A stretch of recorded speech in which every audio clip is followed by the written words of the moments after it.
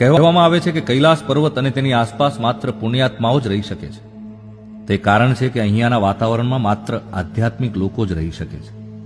એવું પણ કહેવામાં આવે છે કે જે લોકો શુદ્ધ મનના હોય અથવા જેણે ક્યારેય પાપ કર્યું જ ન હોય તે લોકો જ આ પર્વતને સર કરી શકે છે, અને માટે જ કદાચ અત્યાર સુધી આ પર્વત પર કોઈ ચડી શક્યું નથી, તેની પવિત્રતા સુધી કોઈ પહોંચી શક્યું નથી.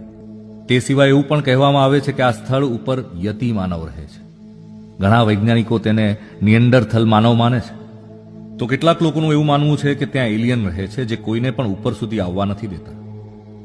વિશ્વભરમાં લગભગ 30થી વધુ વૈજ્ઞાનિકોએ દાવા કર્યા છે કે હિમાલયના બરફવાળા વિસ્તારમાં હિમ માનવ રહેલા છે. આ સ્થળ ઉપર દુનિયાનું સૌથી દુર્લભ મૃગ કસ્તુરી મૃગ મળી આવે છે. આજે પણ કૈલાસ પર્વત ઉપરથી લોકોને ડમરૂ અને ઓમનો અવાજ સંભળાય છે. કહેવામાં આવે છે કે કૈલાસ પર્વત કે માનસરોવર તળાવ પાસે સતત અવાજ સંભળાયા કરે છે, જે ડમરૂ કે ઓમના ધ્વનિ જેવો હોય છે.